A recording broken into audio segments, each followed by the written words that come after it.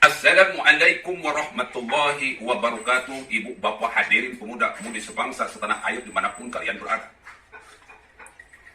Kembali lagi bersama Gus AA dalam channel Tanda Tanya Politik Semakin Gila Semakin Asik.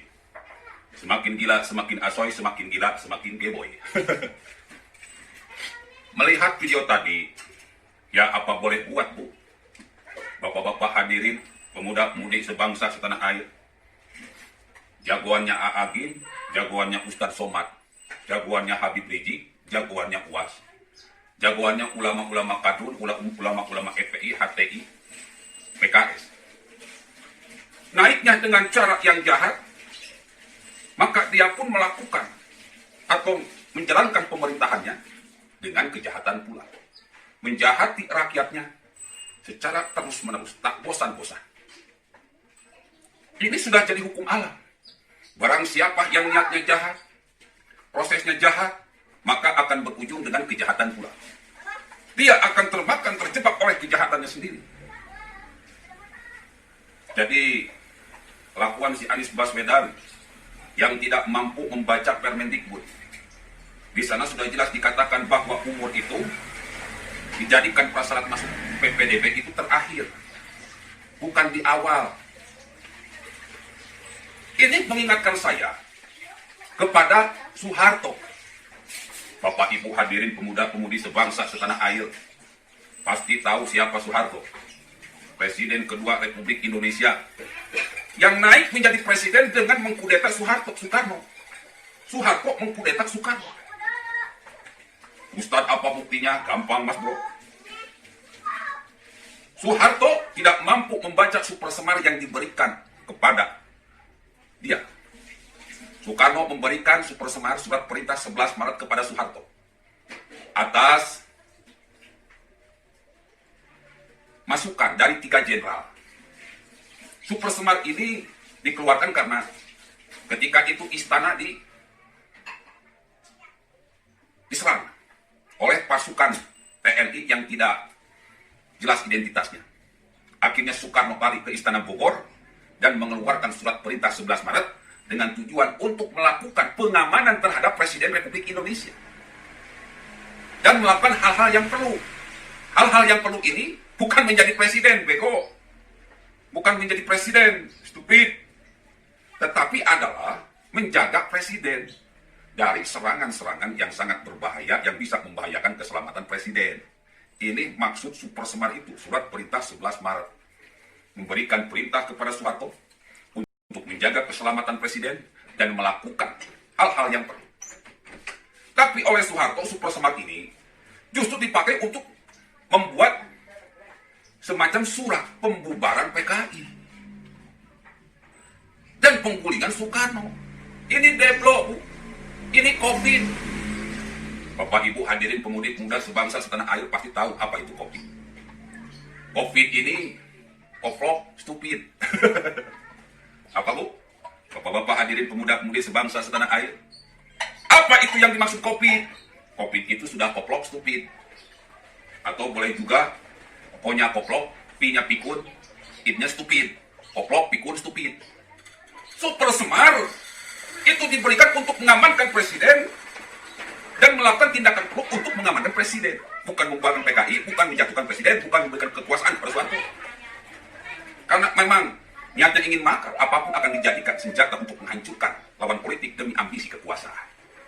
Akhirnya Soeharto mendapatkan jabatannya dengan jahat, lalu membunuh Soekarno dengan pelan-pelan.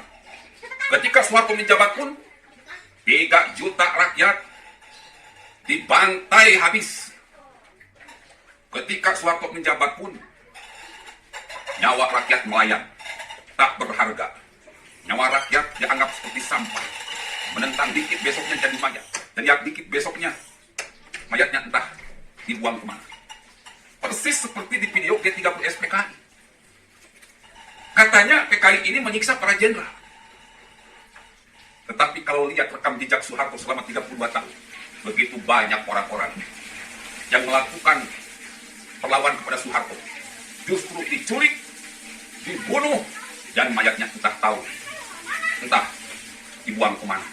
Dengar-dengar ada yang ditembak lalu dikubur.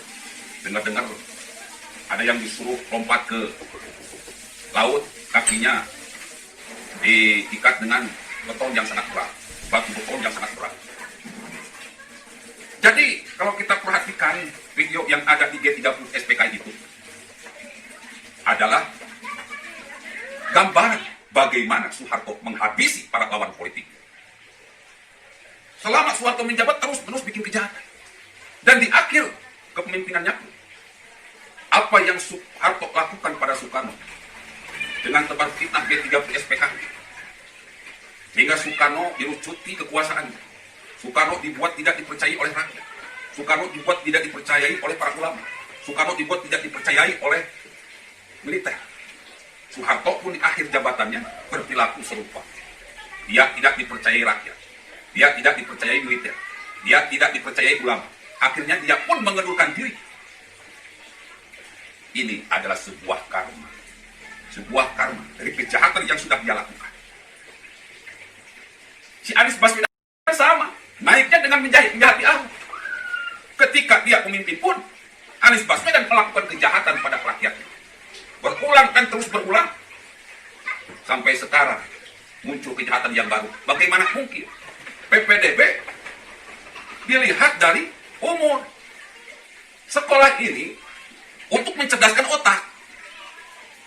Kita bersekolah di TK, SD, SMP, SMA, kuliah. Itu tujuannya untuk mencerdaskan otak. Kalau sebuah pendidikan diukur dari umur, ini namanya botol. Sudah bodoh, tolol. Kalau seleksi masuk negeri diukur oleh umur, ini namanya stupid. Covid, udah goblok, stupid. Atau bento, benar-benar tolol. Akhirnya, menjadi tertawaan seluruh rakyat Indonesia. Jika pendidikan diukur dari umur, maka 2030 generasi ini akan menghasilkan generasi botol. Sudah bodoh, tolol, stupid. Covid sudah koplok, stupid. Covid sudah koplok, pikun, deadlock. Bento benar-benar tolol. Nauzubillah, sumpah nauzubillah. Makanya kepada rakyat Indonesia dimanapun kalian berada, simpan dalam memori kalian baik-baik. Jangan pernah memilih orang jahat. Karena orang jahat itu ketika dia menjabat pasti berbuat jahat. Jangan memilih orang yang bodoh. Karena orang bodoh ketika memimpin pasti dia akan melakukan kebodohan dan kebodohan. Jangan pilih orang yang kurang ajar. Karena nanti ketika dia memimpin, dia akan melakukan hal-hal yang kurang ajar kepada kita. Catat dalam memori kita. Coret nama Anies Baswedan di Pilpres 2024. Jangan pilih. Dari awal dia memimpin Jakarta hingga sekarang terus-menerus membuat Jakarta acak-acakan. Membuat rakyat Jakarta marah, jengkel, emosi. Jangan biarkan orang-orang seperti ini, seperti Anies Baswedan, seperti Soeharto, seperti Habib Rizik, menjadi pemimpin di negeri ini. Na'udzubillah, summa na'udzubillah.